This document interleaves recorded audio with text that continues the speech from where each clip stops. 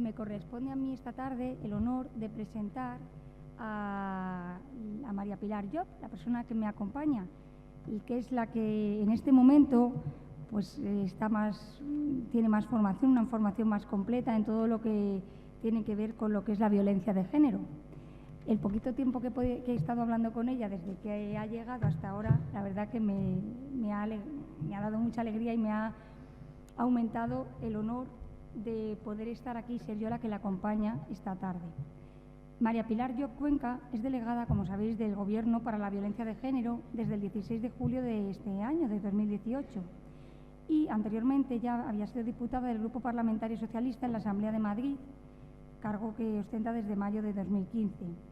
Ella, de formación, es licenciada en Derecho y yo de su currículum he destacado que el último curso de la carrera se fue de Erasmus. Claro, y ahí amplió un poco también su formación, abriéndola un poco al conocimiento internacional.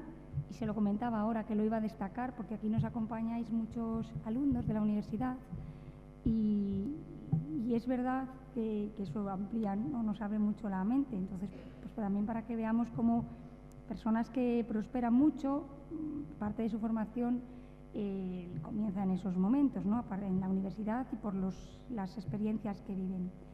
Ella ha trabajado, ha compatibilizado su función judicial, que accedió muy pronto a la carrera de juez en el año 1999, bastante joven, y ya en 2004 ascendió a magistrada. Su función judicial la ha compatibilizado con la de consultora internacional y ha trabajado en distintos países de la Unión Europea, porque parece ser que desde que ella tuvo esa experiencia un poco internacional, pues le gustaba mucho los temas en ese campo.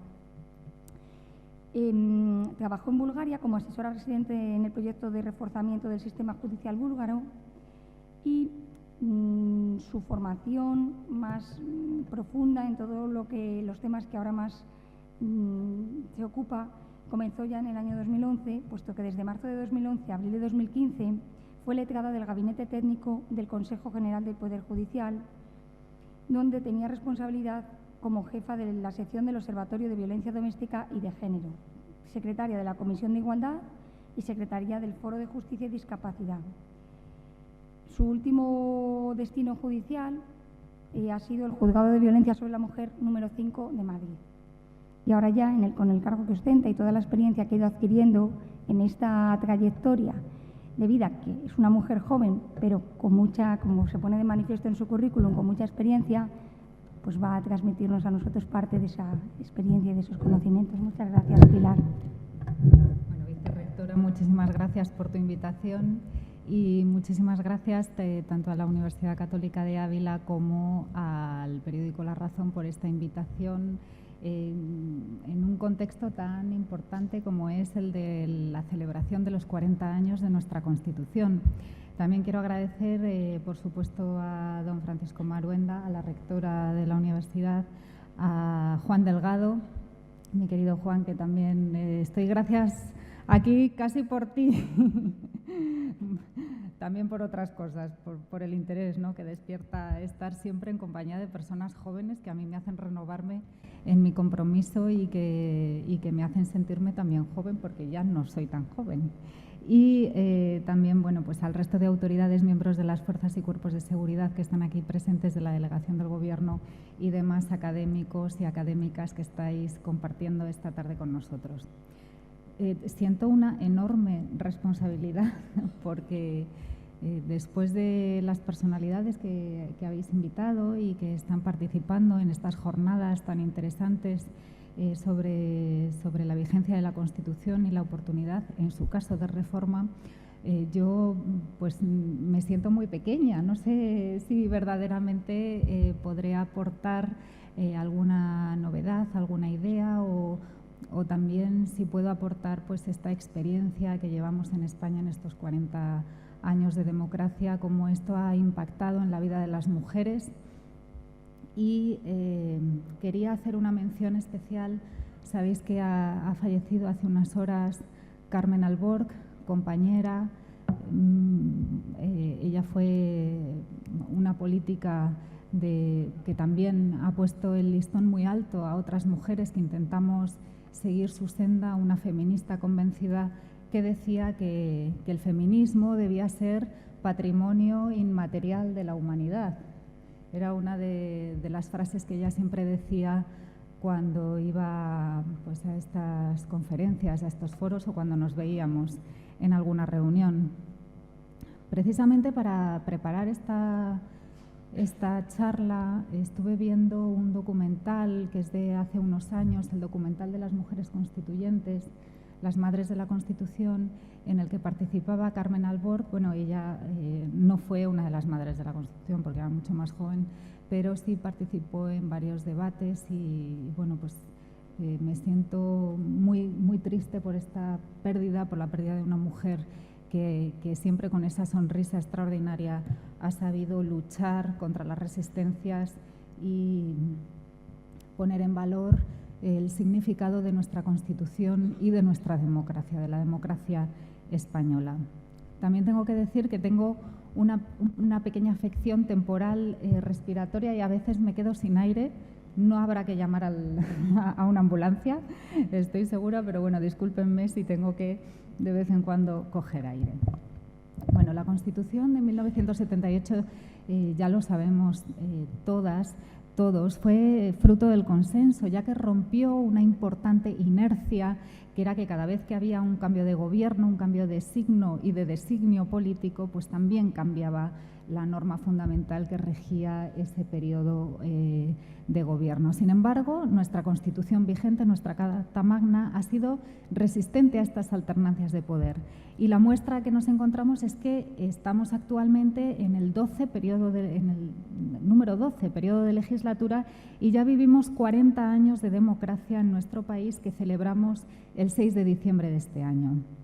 La Constitución sigue viva, pero sigue viva por el trabajo de todas las personas que diariamente salimos a la calle, que diariamente estamos en nuestras casas, pero también porque la propia Constitución estableció unos mecanismos para que su reforma estuviera salvaguardada de caprichos o de intereses partidistas, de intereses políticos partidistas que hubieran difuminado su auténtico valor como una norma fundamental que rige las bases y que tiene que regir las bases de una democracia a la que la propia Constitución y su máximo intérprete, el Tribunal Constitucional, ha estado hoy aquí, Cándido Conde Pompido, uno de los actuales magistrados del Tribunal Constitucional, pues a los que la Constitución y su máximo intérprete están llamados a proteger y a salvaguardar y a interpretar.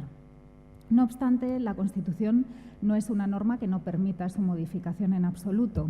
Lo que ocurre es que únicamente en 2 ocasiones hemos tenido la oportunidad de ver una reforma constitucional a pesar de las múltiples transformaciones que se han ido produciendo en nuestra sociedad. La primera fue la de 1992, se modificó el artículo 13.2 para establecer este nuevo estatuto de ciudadanía comunitaria, se decía en aquel momento, actualmente hablaríamos de ciudadanía europea, y permitir el derecho de sufragio pasivo a ciudadanos de la Unión Europea no españoles. Y la segunda reforma fue la del artículo 135 de la Constitución. Esta, una reforma menos agradecida, esta fue en el año 2011, que por motivos de la globalización económica y la crisis económica a la que nos estábamos enfrentando en nuestro país, tuvo que introducir, por desgracia, la llamada o mal llamada, por motivos de la estabilidad presupuestaria, límites al déficit, el conocido como techo de gasto, que impactó de una manera pues bastante dramática en los servicios públicos que ofrecía nuestro Estado Social de Derecho, y esto ha sido potenciador de desigualdades sociales y que han impactado precisamente de una manera mucho más acuciante en las mujeres, porque al final eran las mujeres las que, con motivo de la crisis, dejaban de trabajar, volvían a los cuidados de sus hijos, de personas mayores dependientes, de personas con discapacidad que también dependían de ellas, o al final son las que hemos visto que ejercen los trabajos más precarios, trabajos temporales. etcétera. Y cómo han visto también sus carreras profesionales estancadas en muchas ocasiones sin poder desarrollar cursos de formación, sin poder desarrollar su formación profesional. Cuando hace 40 años se debatió la Constitución, el entonces presidente, Adolfo Suárez, dijo que la Constitución era una decisión suprema del modo y forma de vivir en común y una Constitución mediante la cual el pueblo español decidía libremente cómo deseaba ser gobernado, qué forma quería de ser gobernado. Es un instrumento, decía, que ordenaba el presente, pero también un instrumento con vocación de futuro. Un instrumento que no suponía realizar una foto fija de la realidad, porque la realidad ya la conocemos, sino que lo que pretendía era transformar esa realidad, ese poder transformador de la Constitución, esa base que nos ha ofrecido la posibilidad de que con interpretaciones desde el punto de vista, desde un enfoque de derechos humanos, desde un enfoque de género, podamos transformar la realidad, creo que es la magia de nuestra Constitución. Precisamente, como les digo, esta transformación de la realidad es un objetivo en el que nos encontramos con un mecanismo imprescindible para la consecución de nuestra democracia, que es la igualdad entre los hombres y las mujeres, aunque esta igualdad entre hombres y mujeres no está expresamente reconocida como tal en nuestro texto fundamental. Esta igualdad es la que va a permitir el auténtico progreso solidario de la sociedad en una democracia, la igualdad entre hombres y mujeres. Vamos a ver cómo fue gestada la Constitución, a pesar de que el poder de gestar, la facultad de gestar, hoy por hoy, hasta que la ciencia avance de otro modo, solo se reconoce a las mujeres, ¿verdad? Sin embargo, solo se habla de los padres de la Constitución. Esos hombres que son los que visiblemente, aparentemente, los que son reconocidos como los que contribuyeron, los que hicieron el texto constitucional. Ellos eran Gabriel Cisneros, Miguel Herrero y Rodríguez de Miñón, Pérez Llorca, estos eran diputados de UCD, Gregorio Peces Barba, por el Grupo Parlamentario Socialista, Soletura, del Partido Comunista, Fraga Iribarne, de Alianza Popular en aquel momento, y Roca Junget, de la minoría catalana. ¿Y es que la Constitución no tuvo madres? Yo me hago esta pregunta, ¿verdad? Pues yo lo digo porque las mujeres constituyentes, las mujeres que participaron en las votaciones, que participaron en algún otro debate al que voy a hacer referencia con posterioridad sobre el texto constitucional, y sobre todo las mujeres que lucharon en las calles, que salieron a la trinchera a luchar por sus derechos, a combatir por ellos, que son nuestros derechos, que esto no se nos olvide nunca. Esas mujeres que lograron esos avances esenciales en el texto constitucional, que luego dio lugar a una reforma de toda la normativa que había vigente, fueron 27 mujeres, 21 diputadas y 6 senadoras. Ellas pues eran Carlota Bustelo, Soledad Becerril, Ana María Ruiz Tagle, Dolores Ibarruri, María Izquierdo, Esther Tellado. No puedo nombrar a todas, pero algunas de estas madres de la Constitución, y yo quiero dejarlo aquí patente y quiero hacer un recuerdo a su contribución a que yo hoy, por ejemplo, pueda estar aquí, porque yo accedí a la carrera judicial gracias a que ellas pudieron luchar para que las mujeres pudieran acceder a la carrera judicial, porque antes no se podía, también haré luego una referencia a ello. Pues algunas de estas madres trabajaron en algunas ponencias muy importantes, como por ejemplo la ponencia del artículo 20 de la Constitución, el derecho a la libertad de expresión y a los medios de comunicación, en la que participó Pilar Bravo, Dolores Pelayo y Belén Landaburu, que participaron en la ponencia del artículo 32 para lograr la igualdad jurídica del hombre y la mujer en el matrimonio, Gloria Begué, que trabajó en la ponencia de los artículos 40 y 41 sobre los principios rectores de la economía. Y me tengo que detener necesariamente en Teresa Revilla, la única mujer que formó parte en la Comisión de Asuntos Constitucionales y Libertades Públicas del Congreso, la única mujer. En su explicación de voto sobre el debate que se suscita en torno al artículo 40, el derecho a la igualdad sin discriminación alguna, por ningún motivo, por ninguna razón, por ninguna condición, ella dijo lo siguiente, y lo voy a leer. Las mujeres no vamos a dar las gracias por ello, ni vamos a mirar al pasado con amargura o rencor, porque buscamos el futuro, buscamos el poder ser, para ser lo que nosotras queramos y lo que nosotras podamos. Queremos conservar nuestra feminidad sin renunciar a ser protagonistas de nuestra propia vida y queremos participar en igualdad de esfuerzos y responsabilidades. Queremos una sociedad flexible en sus sistemas de trabajo, su educación, donde la maternidad y el trabajo y la vida familiar y personal se puedan conciliar, no sean incompatibles. La mujer necesita una sociedad flexible y plural, pero también necesita del hombre, lógicamente. La sociedad es la que sufre si no hay igualdad, pero también es la sociedad la que se beneficia si hay igualdad.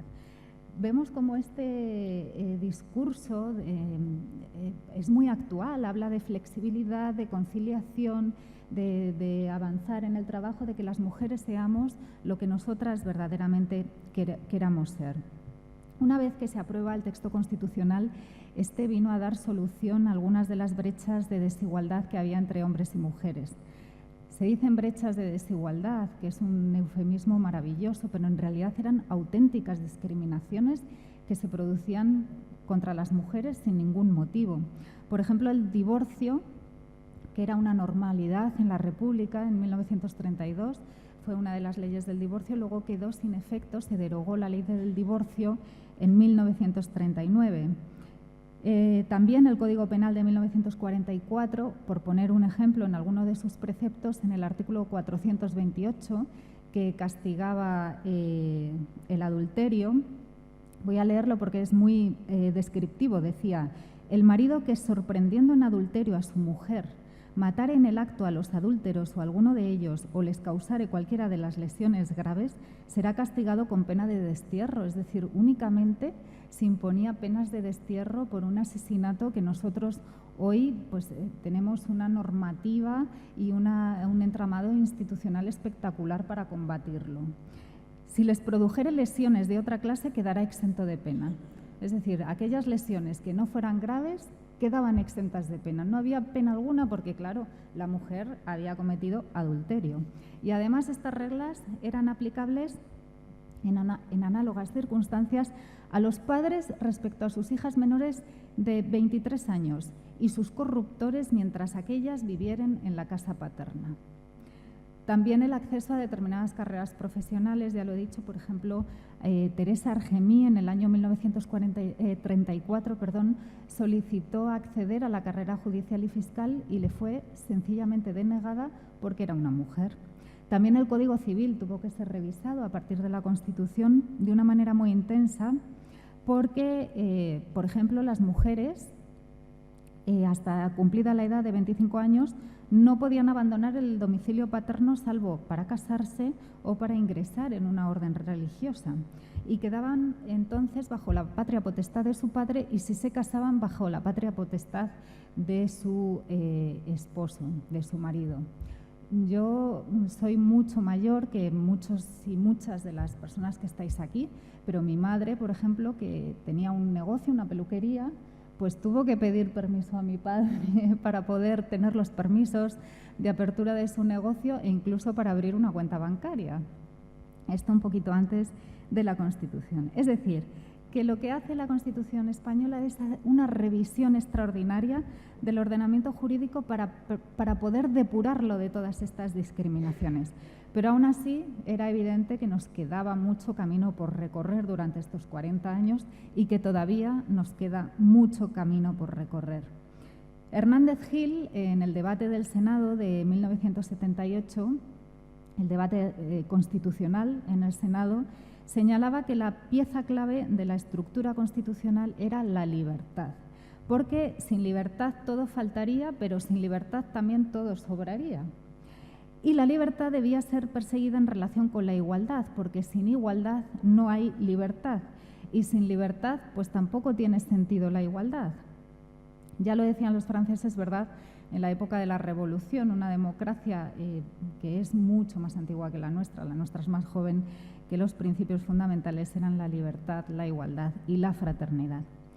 Y además decía que es que la igualdad de derechos no es como la igualdad de los objetos materiales. La igualdad de los objetos materiales es una apariencia, una semejanza, es como la igualdad formal, sería pues como el texto de la ley, la letra de la ley. Pero, sin embargo, la igualdad material, la igualdad en el derecho, eso tiene que ser la igualdad de trato, cómo luego se aplica la ley. Porque nos encontramos en muchas ocasiones que tenemos leyes que declaran la igualdad, una igualdad formal, que parece que todo está bien, pero luego, cuando las llevamos a la práctica, esas leyes que aparentemente son neutras, sin embargo, producen efectos discriminatorios en su práctica. Y lo estamos viendo día a día en la práctica de nuestros tribunales, cómo tienen que restaurar situaciones que son injustas, a pesar de que parece que nuestras leyes son muy justas y que todas se basan en este principio de la igualdad constitucional. Y por eso también se dice en ocasiones que la Constitución tiene que ser rellenada, porque en sí misma es un texto estupendo, pero que no nos diría nada si no fuera rellenada con todo el significado y con toda la interpretación de sus principios y sus derechos y libertades que ella misma consagra. Es decir, que la carrera por la igualdad entre mujeres y hombres, de mujeres y hombres, no había hecho más que empezar en aquel momento, hace 40 años. Las feministas más sabias que yo conozco, a pesar de reconocer que se ha hecho mucho desde que se aprobó la Constitución en 1978, sin embargo dicen que también se ha hecho bastante poco. Es algo paradójico. Hemos hecho mucho, pero hemos hecho poco. Y hemos hecho bastante poco, sobre todo en lo relativo a los derechos de las mujeres. El principio de igualdad aún sigue teniendo resistencias en nuestra democracia, cuando, sin embargo, hay un movimiento muy potente en la calle de mujeres y hombres que luchan por los derechos de la mujer. El panorama actual, por lo tanto, es de un país donde se reconocen los derechos de las mujeres formalmente, pero es un país donde todavía no se han consolidado los derechos de las mujeres, todavía no del todo, porque las mujeres tampoco han sido históricamente entendidas del todo por los intérpretes del ordenamiento jurídico, ni por el Tribunal Constitucional, ni por el Tribunal Supremo, ni por el resto de tribunales, aunque es verdad que en materia de antidiscriminación e interpretación de la Constitución sí se ha ido evolucionando y se ha ido transformando algo la sociedad, pero no ha sido todavía suficiente. Y el Parlamento tampoco lo ha conseguido del todo con las leyes que ha ido pronunciando.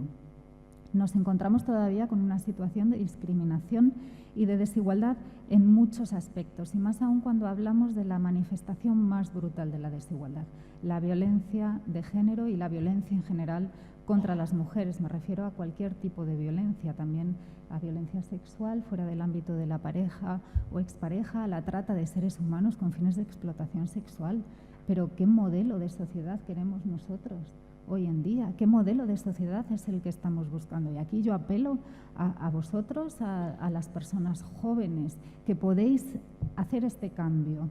Vamos, yo estoy dispuesta, como decía mi querida Ana María Pérez del Campo, a defender la igualdad de las mujeres con uñas y dientes, porque la libertad de las mujeres, los derechos de las mujeres hay que defenderlos con uñas y dientes, no podemos dar un solo paso atrás, pero tenemos que tener claro qué modelo queremos de sociedad. Bueno, pues como decía el legislador, vamos avanzando en nuestra democracia desde la aprobación de la Constitución, y el legislador aprueba una ley importantísima, que es la Ley Orgánica 1/2004 de 28 de diciembre de medidas de protección integral contra la violencia de género. Esta es una de las leyes que más va a transformar nuestra sociedad en los términos de igualdad entre mujeres y hombres, pero también es una ley que creo que es la ley en la democracia que más resistencias ha tenido a su aplicación y a su interpretación. Esta ley lo que hace es establecer, consagrar un impresionante entramado institucional que se despliega tanto para la prevención como para la protección y la persecución, las 3 P's, ¿verdad? Prevención, protección y persecución de los delitos de violencia de género. Y a pesar de que tiene una finalidad absolutamente legítima, que es erradicar la violencia de género, acabar con la violencia de género, que creo que es algo en lo que todos estamos de acuerdo, sin embargo, como he dicho, es una de las leyes que más resistencias ha tenido en su aplicación y en su interpretación en nuestra democracia, si bien también hay que decir que por parte de sectores muy minoritarios. Se sometió a una cuestión de inconstitucionalidad, la planteó el Juzgado de lo Penal número 4 de Murcia, en la aplicación del artículo 153 del Código Penal, y se resuelve esta cuestión declarando que la ley es perfectamente constitucional en la sentencia 59/2008 de 14 de mayo, que señala que el artículo 14 de la Constitución, que era el que se alegaba como vulnerado, el principio de igualdad, porque había, según la magistrada que tenía que aplicar ese artículo a la resolución del caso, porque había una desigualdad en la pena que se aplicaba a los hombres y la pena que se aplicaba por el mismo hecho a las mujeres.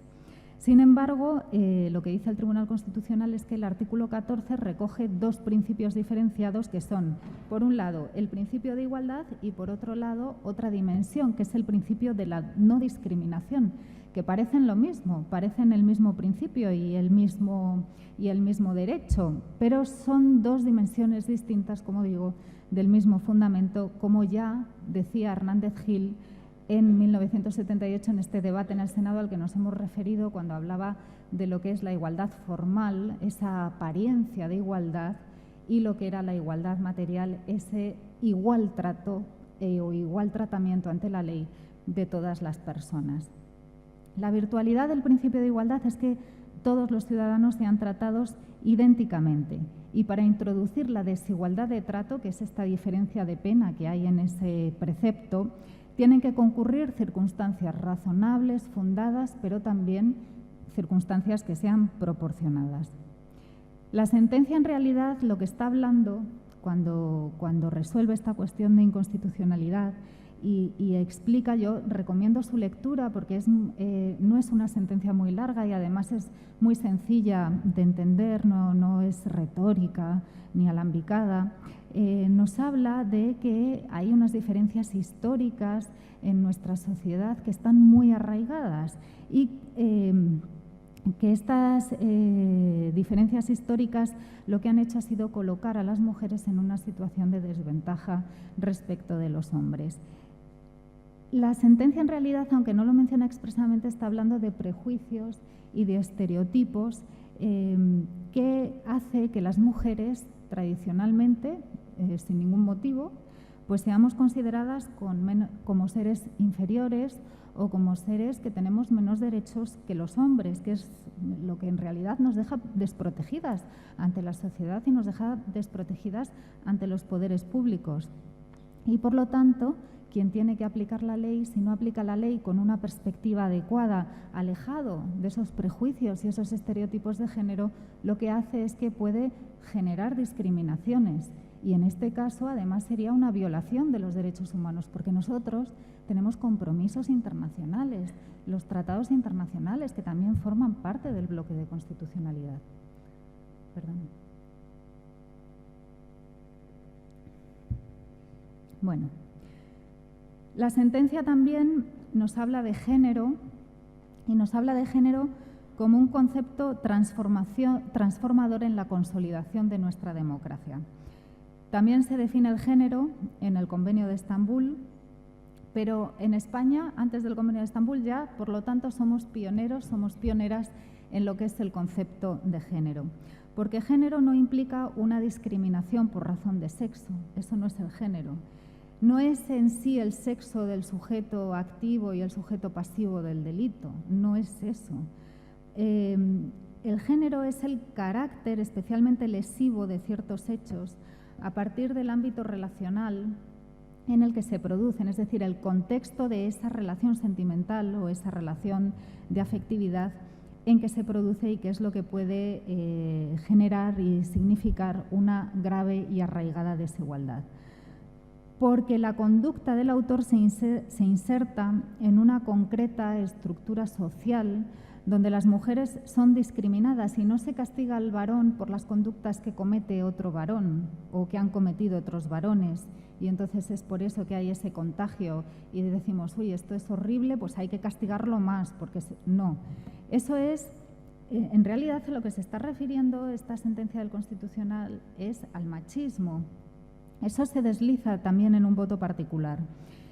Y entonces ahora yo me pregunto qué es el machismo, porque todo el mundo habla de machismo, habla de violencia machista, pero el machismo jurídicamente ni está regulado en nuestra Constitución como tal, ¿verdad? Machismo, ni en nuestro Código Penal como una circunstancia que pueda agravar la responsabilidad o como una de las circunstancias de los delitos de odio, tampoco, ¿verdad? No está regulado el machismo.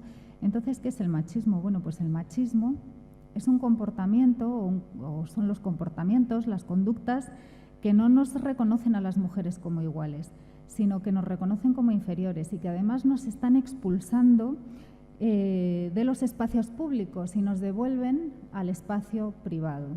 Y cuando tenemos una ley contra la violencia de género, una ley integral, que precisamente una de sus virtualidades es que saca de lo privado, lo que saca del ámbito privado, esa violación de derechos humanos y la considera como tal y la considera como un auténtico delito público, como un delito perseguible de oficio, que antes también lo era. Lo que ocurría es que antes, como era considerado un juicio, era considerada una falta, si la mujer no iba al juicio, no pasaba nada, pero al ser considerado como un delito ya la mujer tiene que ir al juicio y el juicio se tiene que celebrar.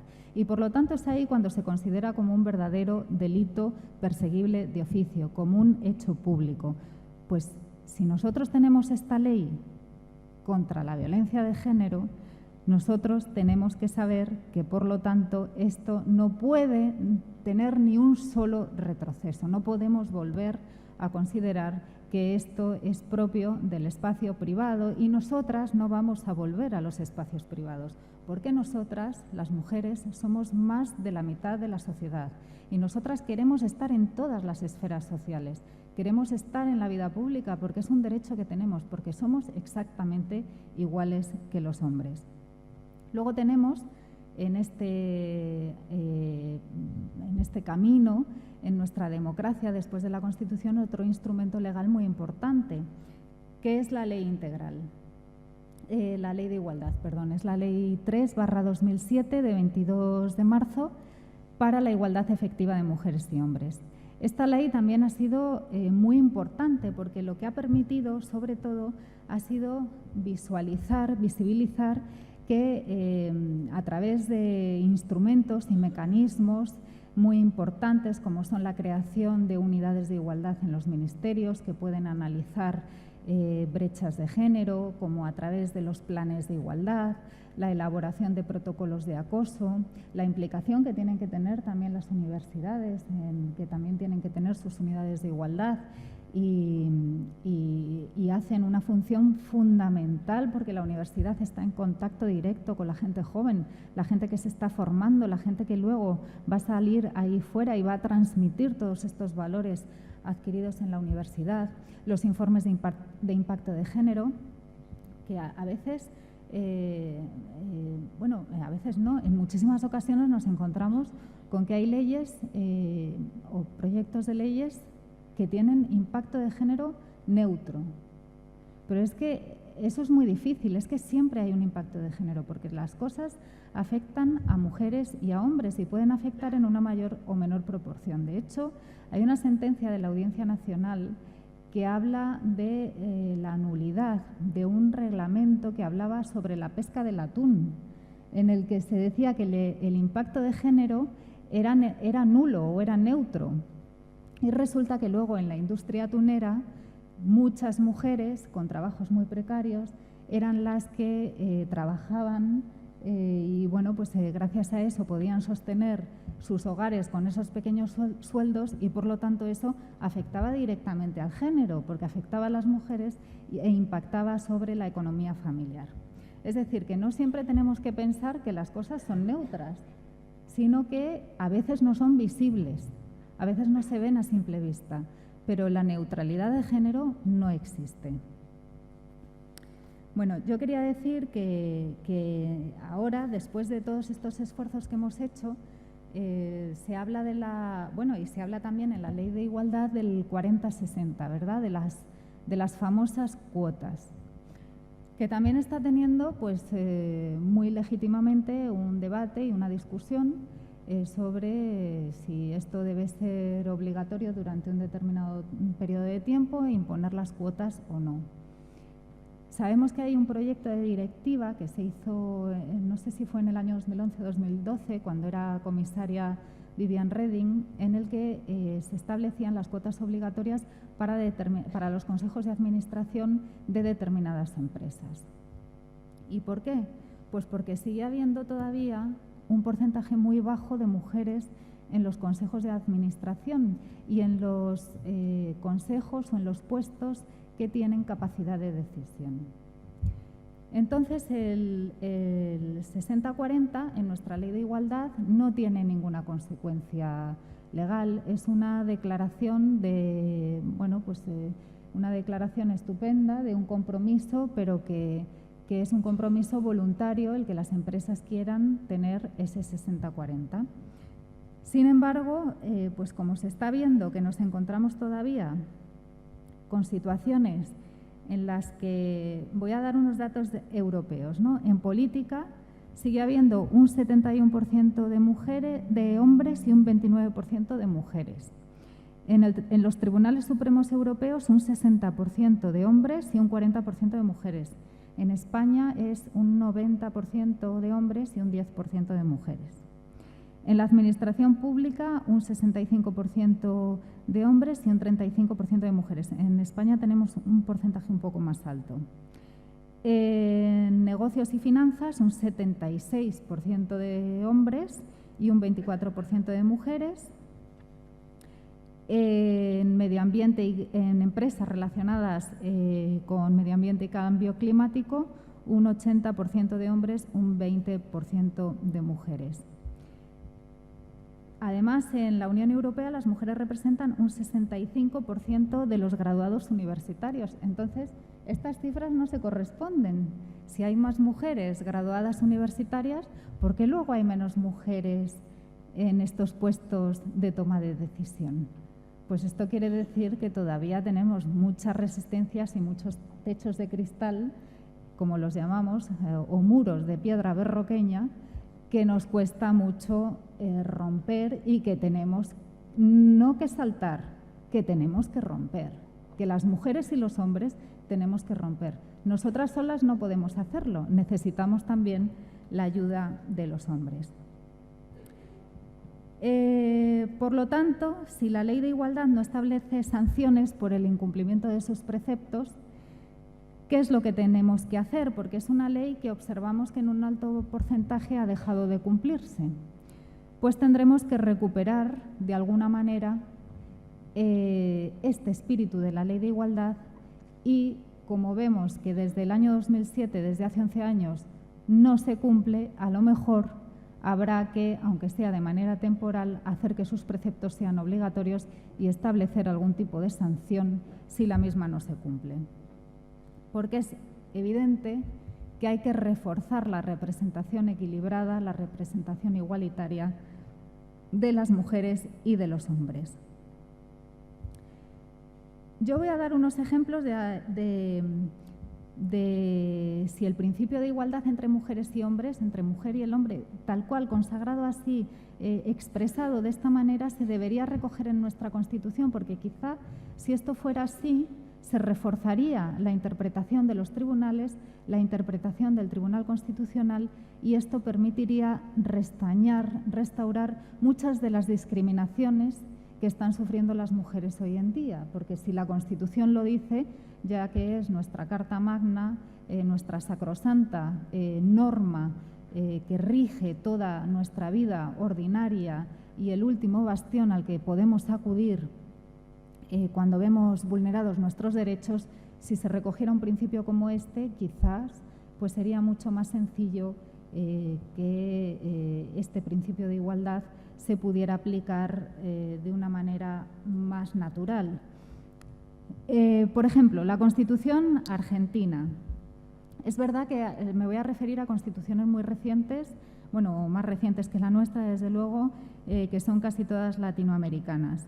Pues sí, la Constitución argentina, en su artículo 37, recoge la igualdad real de oportunidades entre varones y mujeres para el acceso a cargos electivos y partidarios. Bueno, nosotros lo tenemos en la Ley Electoral General. Lo que no tenemos son las listas cremalleras. Por ejemplo, esto era un ejemplo de lo que yo decía antes, que podía ser una norma que aparentemente es neutra, pero luego en la práctica produce una cierta desigualdad. Si nosotros no tenemos una lista cremallera, ¿qué es lo que ocurre? Que vemos cómo son los hombres los que están los primeros de las listas electorales y las mujeres después. Habrá un 50% de hombres y mujeres en esa lista, pero, claro, a la hora de la elección saldrán los primeros de la lista, que son hombres. Sin embargo, si se establecen listas cremalleras, hasta que esto se normalice, si no hace falta que sea para siempre, pero hasta que esto se normalice, pues habrá un 50% de hombres y un 50% de mujeres. En Costa Rica, pues en Costa Rica solo nos encontramos con la igualdad de derechos de cónyuges en el artículo 52 y en el artículo 71 una norma importante que dice que darán las leyes protección especial a mujeres y a menores de edad en su trabajo. En Cuba también se recogen algunos derechos expresamente respecto a las mujeres, pero sobre todo en el ámbito laboral. En la República Dominicana se protegen derechos de la maternidad de manera expresa, se reconoce la plena capacidad civil de la mujer casada, protección de derechos patrimoniales de la mujer casada, que bueno, nosotros esto ya lo tenemos reconocido en nuestra normativa civil desde hace muchos años. En Ecuador tienen un precepto muy interesante, que es el artículo 23 de su Constitución, que dice: el Estado adoptará medidas necesarias para prevenir, eliminar y sancionar, en especial, la violencia contra los niños, adolescentes, mujeres y personas de la tercera edad. Es decir, reconoce el derecho a una sociedad libre de violencia contra los niños, personas en situación de vulnerabilidad y las mujeres como derecho constitucional, que a mí me parece un avance importantísimo. También en Ecuador habla de las mujeres jefas de hogar, que también el lenguaje pues es algo interesante, ¿verdad? Dice: protegerá el matrimonio, la maternidad, el haber familiar y apoyará el Estado a las mujeres jefas de hogar. ¿Qué concepto el de las mujeres jefas de hogar? Yo me acuerdo cuando mis compañeras, mi madre porque tenía una peluquería, ¿no? Pero mis compañeras ponían SL en la profesión de la madre, sus labores. En Guatemala es interesante porque habla de la libertad y de igualdad, y el artículo 18 establece una discriminación positiva, que es que la pena de muerte no podrá imponerse de ninguna manera a las mujeres. En México, el artículo 4 habla de que el varón y la mujer son iguales ante la ley. También en las constituciones de Panamá, de Paraguay, la igualdad de derechos del hombre y la mujer. En Puerto Rico es más genérica. En Uruguay, es decir, observamos cómo no pasa nada por incorporar este derecho de igualdad entre el hombre y la mujer en nuestro texto constitucional. Ahora se está hablando de abrir la Constitución a una posible reforma y sería una oportunidad de oro para introducir estos derechos de la igualdad de mujeres y hombres, este derecho a la no discriminación, que, como he dicho, permitiera una mejor aplicación por parte de los poderes públicos de este derecho tan fundamental. Sabemos que se está hablando de la posibilidad, por lo tanto, de esta reforma constitucional, y yo pues me planteo la posibilidad de que se pueda incorporar en nuestra Constitución, en caso de que se abra una reforma constitucional, una regulación expresa, una regulación específica de la igualdad entre hombres y mujeres que se extienda al empleo y al trabajo y a las condiciones de trabajo. Una regulación expresa y específica de igualdad entre mujeres y hombres que se extienda a los derechos de la salud y al derecho a la vida, a la protección frente a la violencia de género, regularlo expresamente en nuestra Constitución, como hacen otras constituciones. Que se incluya el derecho a la libertad de decidir por sí mismas, por nosotras mismas. Que se nos reconozca este derecho. Que se reconozca una regulación expresa y específica de la mujer entre mujeres y hombres al desarrollo de una educación en valores cívicos, en valores de igualdad y sin sesgos de género, fuera, alejados de los estereotipos. Y también, por supuesto, incorporar una regulación expresa y específica de la igualdad entre mujeres y hombres a la participación política y en la toma de decisiones. Es evidente que hay que visibilizar a las mujeres, porque visibilizarlas es una manera de hacer una historia más veraz, de hacer una historia más completa. Vosotras, las que estáis aquí, y vosotros vais a ser parte de la historia. Y hoy nuestra vicepresidenta del Gobierno, Carmen Calvo, ha dicho que ya ha llegado el momento de decidir, de legislar y de obligar para que realmente exista una igualdad entre las mujeres y los hombres, porque es evidente que la igualdad no puede dejarse únicamente a la buena voluntad. Así que, pues si se abre la Constitución, yo espero que se recoja este principio de igualdad entre mujeres y hombres expresamente. Muchas gracias.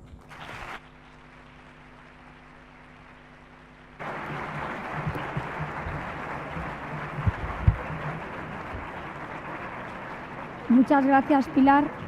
Yo creo que ha sido una magnífica lección magistral en el campo del derecho. Yo creo que todos, así que te agradecemos tu participación y tu opinión fundamentada sobre los temas abordados y vamos a proseguir un poco con la escuela, ¿vale? Muchas gracias.